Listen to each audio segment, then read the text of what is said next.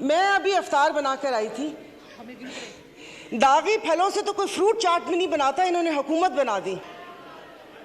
क्या आप थोड़ा शुक्रिया स्पीकर साहब। स्पीकर साहब उस वक्त टाइम मांगा था जब पीएम साहब बैठे थे और वो तकरीर कर रहे थे और कुछ आइन और कानून की बातें कर रहे थे। प्लीज शुरू कीजिए। जी मैं शुरू कर रही हूँ। तो मैं तब से लेकर अब तक तो वो कह रहे ना हैरतों के दरिया में गोता जानूं कि समझ नहीं आ रही मुझे कि फिर क्रेडिट तो बनता है ना कि खान साहब ने इनकी भी आंखें खोल दी। तो फ़र्क क्या रह गया कि कुछ अरसा पहले इदारों पर उंगलियां उठ रही थीं, उन पे सवालात उठ रहे थे, आज ये अदलिया पर उंगलियां उठा रहे हैं।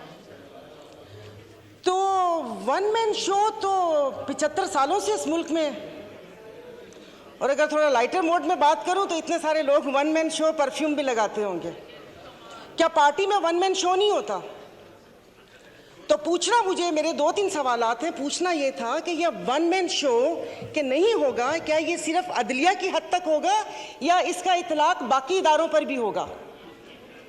यानी कि आप हालात उस नहज तक लेकर जा रहे हैं कि नाउज़ुबिल्लाह फिर चीफ ऑफ आर्मी स्टाफ भी ना हो, सारे जनरल चीफ हों, एक उनका फैसला नहीं होगा।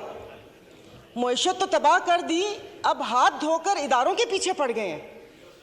इन 75 सालों में जो बारियां लगी उनमें इनको ख्याल किसी चीज़ का नहीं आया।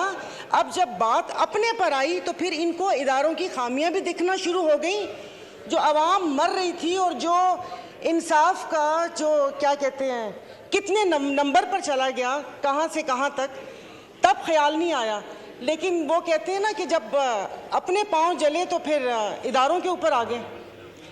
और उस वक्त से मुझे सिर्फ एक बात पूछनी है कि ये जो ऐवान है ये अवाम का ऐवान है या इनके मसाइल हल करने की जगह है? ये कल भी जब ये स्पीच हुई थी, आपने जॉइंट सेशन बुलाया था, मैंने कहा शायद इस बाबरकत महीने में जो अवाम सहर व अफ्तार की लज्जतों से महरूम है, उस महंगाई में पिस रही है, शायद उसकी बात होगी।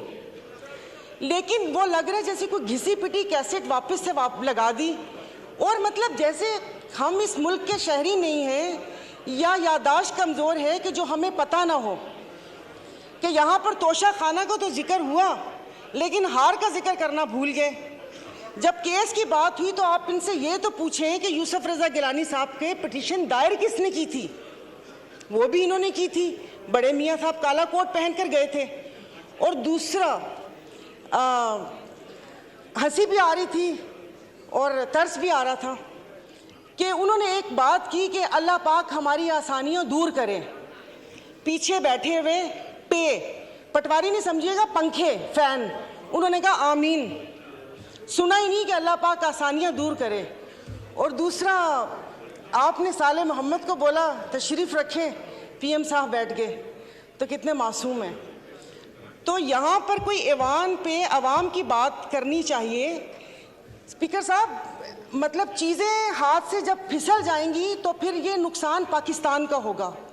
यहाँ पर मेरे ये इस तरफ बैठे वालों को ये खौफ था, जिसका वक्तन फ़वक्तन इजहार भी किया गया कि वो आ गए तो इनको नहीं छोड़ेंगे। उधर ये खौफ था कि अगर मैं अदालत चला गया तो ये मुझे, जेल चला गया तो ये मुझे मार देंगे।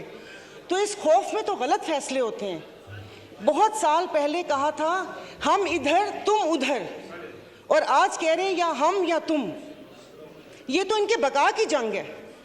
और अगर अफवाज ये एस्टेब्लिशमेंट के लिए कहा था कि 2018 में रिगिंग करके उनको लाया गया, स्पीकर साहब आपकी तवज्जो जी, तो बकौल इनके कि वो मुसल्लत किया, तो फिर हम अपना लहू किन के हाथों पे तलाश करें? किन के हाथों में अपना लहू तलाश करें? मतलब जो लाने वाले थे इन्होंने छोड़ दिया उनको, यानी कि वो नेक्स्ट टाइम भी वो कोई ऐसी गलती करें और इस मुल्क के ऊपर ऐसी चीज़ें मुसल्लत हों तो इन्होंने छोड़ दिया। तो मेरे ख्याल में कि जो अगली बारी है वो दूसरे इदारे की है। और बाकी अगर यहाँ से वहाँ गए तो वहाँ पर भी उनकी ही मदद शामिल थी, मैं बोल रही हूँ। और अफसोस इस बात का है कि मैं अभी अफ्तार बनाकर आई थी, दागी फलों से तो कोई फ्रूट चाट भी नहीं बनाता, इन्होंने हुकूमत बना दी। तो इनकी किसी बात के ऊपर कोई बिल, कोई चीज़ हमारी मुखालफत है, मैं इस चीज़ को नहीं करूंगी, भले वो किसी की इज्जत और तकरीम का बिल आए या ये बिल आए। और दूसरी बात स्पीकर साहब, यहाँ पर असेंबली ही पूरी नहीं है, आपकी 228 की स्ट्रेंथ ही नहीं है, तो कानून साजी कैसे होगी? इस कटी फटी लुटी फुटी असेंबली से आप ये कानून साजी करेंगे? तो बाकी बस ये कि एक्सपंज बहुत सारी चीज़ें करने वाली थी जो नहीं हुई, ये पूरे के पूरी असेंबली को एक्सपंज कर देना चाहिए जो यहाँ पर बैठे हुए। तो मैं इसकी मुखालफत करती हूँ, मेरी प्लीज़ पूरी बात सुन लीजिएगा। मैं बहुत देर से बैठी हुई थी, ये सब लोग अपनी नींद वींद पूरी करके इफ्तार करके आए हैं, हम लोग यहाँ पर बैठे हुए थे अपनी बारी का इंतज़ार करने के। खुदारा कि उस पर ना वो करें। अब एक शेर बनता है डस्के पे, सुना दूंगी। तो वो देखिए, तो ये ना करें कि चीज़ें हमारे हाथ से फिसल जाएं, अदलिया हो या अफवाज पाकिस्तान हो, हमारे लिए मोहतरम है। जब यहाँ पर सवाल उठना शुरू हो जाएंगे, वो पंजाबी का शेर है ना कि जितना ते हारना दो अलग शैवा, ए दुखिया नाल साढ़े यक्के ते ना मारो, इन दुखियों से आप इक्के मार रहे हैं। तो ये जिस तरीके से यहाँ पर बैठे हैं ना, वो डस्के का बहुत लंबा शेर है, डस्के वाले नाराज हो जाएंगे कि जिनकी फितरत में हो डसना वो डस के रहते हैं, तो डस्के वाले नाराज हो गए थे। तो प्लीज़ उसे क्या कहते हैं, ये मैं अपनी मुस्लिम लीग फंक्शनल जीडीए की तरफ से मैं इसको जो कानून साजी आप कर रहे हैं ज़ोर ज़बरदस्ती की घप्पा घोटाला 13 जमातों के साथ, उसको मैं अपोज करती हूँ। और खुदारा मुल्क को उस नहज पर ना लेकर जाएं जहाँ पर से वापसी नामुमकिन हो। सोशल मीडिया पे आपने इसराइल का हाल देख लिया होगा कि यहाँ पर खून और कश्त का बाजार गर्म ना करें। तो अच्छी बात है कि यहाँ मुट्ठी भर जमातों के लिए आप पूरे मुल्क का बेड़ा गर्क ना करें, और किसी अवाम का भी कुछ ख्याल करके उसकी बात को कर लें। इसाक साहब बैठे हुए जिन्होंने शरबत भी लोगों की पहुंच से दूर कर दिया, उन्होंने को पूछा भी नहीं होगा कि अवाम का क्या हाल है क्या हाल नहीं है।